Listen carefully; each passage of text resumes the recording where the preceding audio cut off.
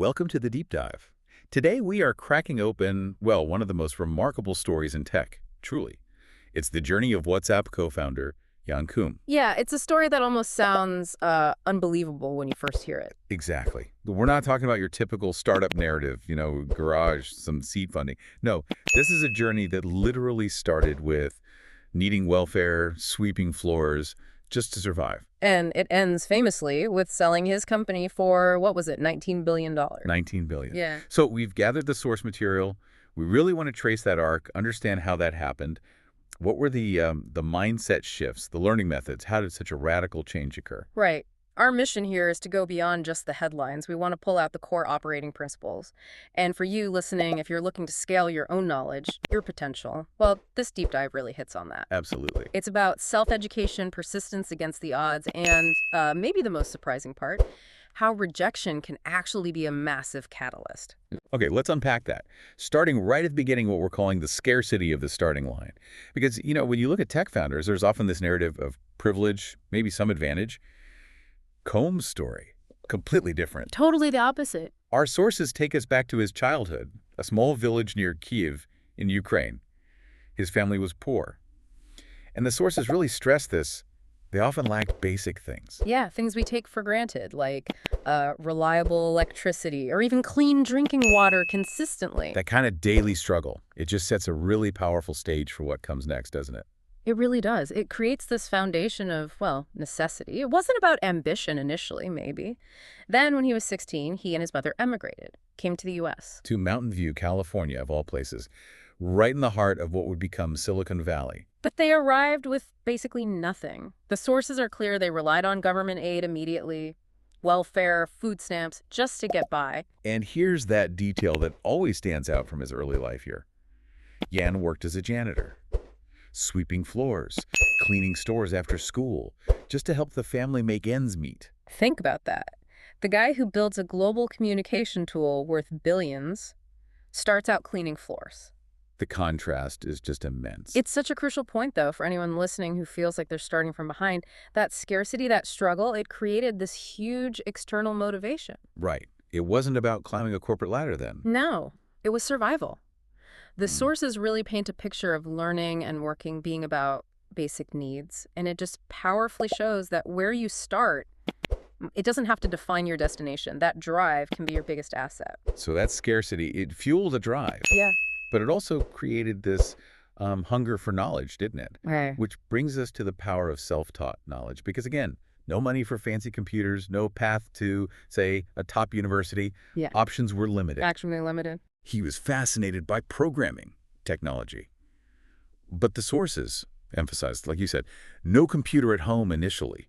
So how do you even begin? How do you become an engineer without the basic tools? Well, he basically engineered his own education. He improvised, he went to the local library, borrowed stacks of programming books, and just studied hours every night. Just raw self-teaching. Exactly. Not formal classes, not degrees.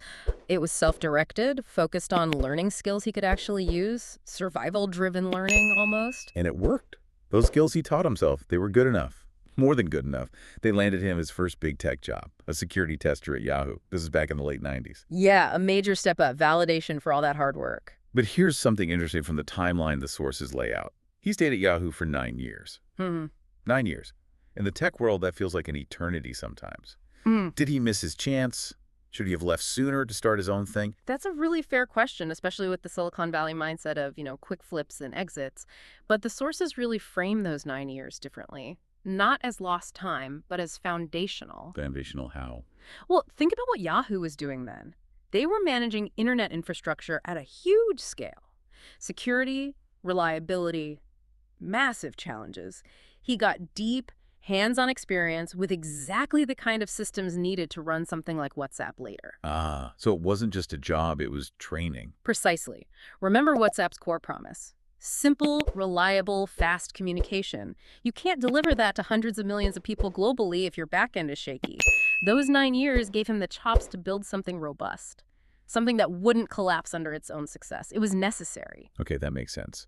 That deep experience then sets the stage for this huge turning point. Rejection is redirection. So after nearly a decade at Yahoo, he leaves. ready for something new. And this part of the story is just, well, you can write it.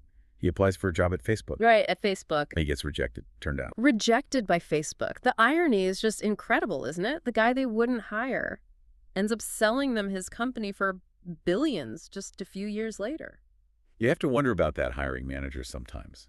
But here's the key thing. That rejection didn't crush him. It didn't make him doubt himself, apparently. Instead, he pivoted, almost immediately, to his own idea. That's the critical mindset shift right there. Rejection wasn't failure. It was just data, information telling him that that path wasn't the one. The opportunity was somewhere else. And then somewhere else was his own vision. An app focused purely on easy global messaging. Yeah, and the philosophy behind it was really a reaction, almost a counter movement to what social media was becoming. Koum valued simplicity. He valued privacy. He valued utility. So that famous no ads, no games, no gimmicks wasn't just a marketing slogan later on. It was there from the start. Absolutely baked in. It was almost a political statement, a deliberate choice against the noise, the data harvesting, the clutter of the internet at the time. You could almost connect it back to that childhood need for reliable connection.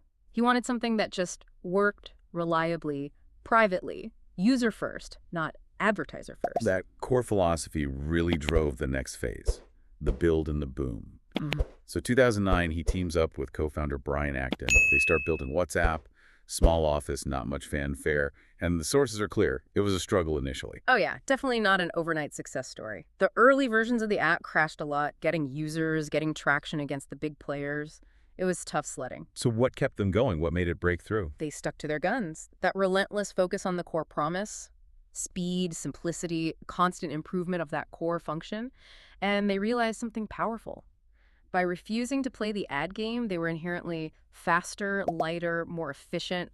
They weren't bogged down by tracking users and building ad platforms. That's a really interesting point. Their limitation became an advantage. Exactly. What's fascinating here is how quickly that paid off once they hit a certain momentum. Users noticed. The app felt faster. It felt more private, more reliable. These were real, tangible benefits. And the growth curve reflects that, right? The numbers were explosive. Absolutely. By 2014, they had over 400 million users. Globally, just fueled by word of mouth and the sheer demand for something simple and private that just worked, it proved their bet was right. People valued that. Which brings us, inevitably, to the climax. Section 5, the full circle moment. It's 2014. This little app, built on library books and sheer grit, has almost 500 million users. And guess who comes knocking? Facebook, the very company that turned him down just a few years earlier. They come calling, and they make an offer he can't refuse. They bought WhatsApp for $19 billion. Just a staggering figure. One of the biggest tech acquisitions ever, certainly at that time. Jan Koum becomes a billionaire overnight. It's the ultimate rags to riches story, the complete turnaround. The money is obviously life-changing, astronomical. But you mentioned irony earlier. There's an even more powerful symbol here, isn't there? There is. And if we connect this to the bigger picture, this detail anchors the whole story. It's where they actually signed the deal. Koum didn't want a fancy boardroom, no corporate setting. Where did he insist on doing it? He insisted they sign the final paperwork on the doorstep of the local welfare office. The same building in Mountain View where he and his mother used to stand in line for food stamps. Exactly. Signing a $19 billion deal on the steps of the welfare office. Wow, that image. It says everything, from literally needing aid to survive to finalizing that kind of deal right there. It's incredibly powerful, a physical, tangible marker of the entire journey, from absolute scarcity to unimaginable success. Okay, so let's distill this down. What are the core takeaways for you, the listener, looking to apply these kinds of principles? We see 3 key things. First, your starting point just doesn't define your destiny. Scarcity, privilege, it doesn't matter as much as dedication and sheer persistence.